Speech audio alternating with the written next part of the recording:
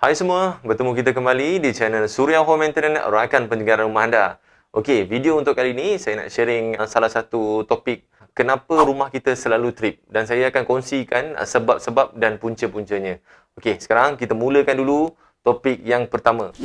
Okey, untuk yang topik yang pertama adalah daripada segi pembumian. Okey, untuk pembumian pula, pembumian adalah untuk menyelamatkan barang-barang elektrik di rumah kita. Sebagai contoh, jika ada berlaku kilat ataupun guruh, so secara automatik kilat yang memancar di tanah tu, frekuensi dia akan pergi di bahagian pembumian rumah kita. Kalau pembumian rumah kita selamat sebagai contoh.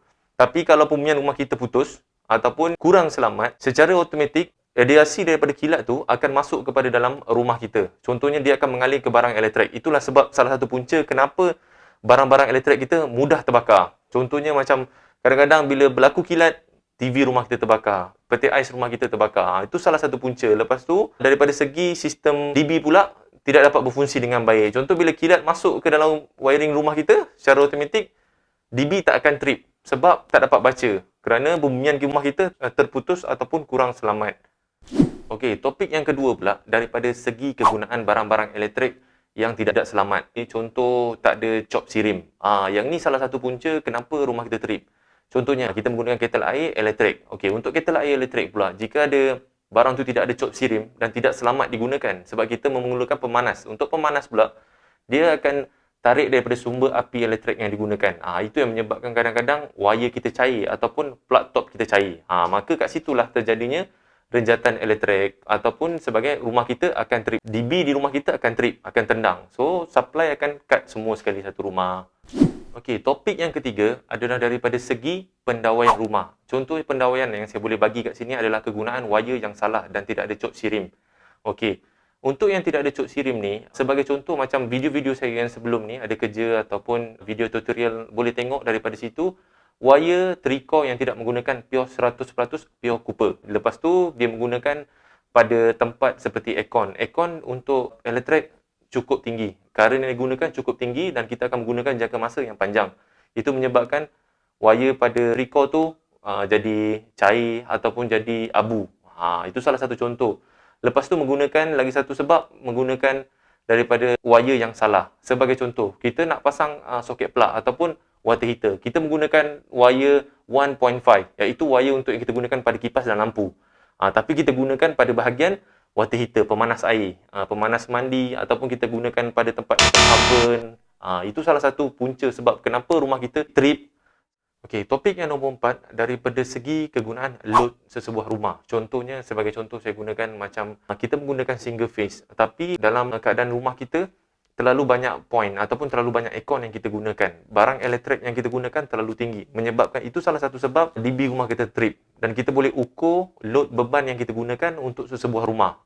So, mungkin kita kena upgrade DB kepada 3 phase. Itu lebih baiklah.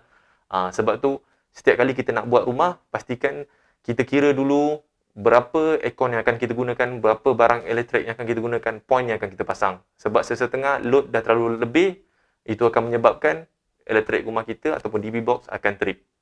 Okay, sebagai contoh adalah rumah-rumah bawah ataupun rumah teres. Kebanyakan rumah teres menggunakan single phase, iaitu DB yang jenis single phase. Sebabnya keadaan barang elektrik rumah kita gunakan tu bersesuaian dengan single phase. Tapi kalau rumah kita dah bertingkat, contohnya 2 tingkat ataupun 3 tingkat, kita lebih suggest untuk menggunakan DB iaitu DB 3 phase. Untuk 3 phase, dia lebih digalakkan untuk kita menggunakan barang yang lebih load dia. Sebagai contoh, macam kita menggunakan aircon lebih sampai 6 atau 7 bilik yang kita akan gunakan. Okey. Okey, topik yang nombor 5 daripada segi faktor luaran. Sebagai contoh saya boleh bagi kat sini, contohnya wiring dekat bumbung rumah kita ada yang bocor. Itu menyebabkan air hujan ataupun air menitik di kawasan wire yang kita pasang di bumbung. Itulah sebabnya kita suggest walaupun di atas bumbung kita menggunakan conduit supaya tidak terdedah ataupun terkena pada air hujan daripada akibat kebocoran bumbung itu sendiri. Yang kedua adalah daripada segi sinar matahari. Kebanyakan wire-wire sekarang ada yang sesetengahnya masang wire terdedah kepada matahari. Itu salah satu punca menyebabkan getah ataupun insulation pada wire itu semakin lama semakin reput dan keras. DB rumah kita trip. Okey, yang ketiga adalah daripada segi binatang. Contohnya wire itu digigit tikus. So kita kena check lah. Selalunya berlaku di tempat-tempat yang sulit, di bumbung ataupun di kawasan-kawasan sudut-sudut. wiring mudah terdedah kepada binatang gigit, tikus ataupun anai-anai. Anai-anai selalu yang kita jumpa. Walaupun wiring tu di dalam batu, tapi anai-anai akan kerap ada di kawasan-kawasan lubang-lubang. So kita kena check lah benda tu.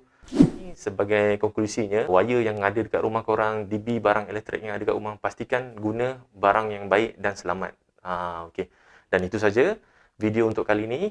Dan jangan lupa like, share, komen, subscribe channel kami, Suria Home Maintenance, rakan penjagaan rumah anda. Lindung diri, lindung semua.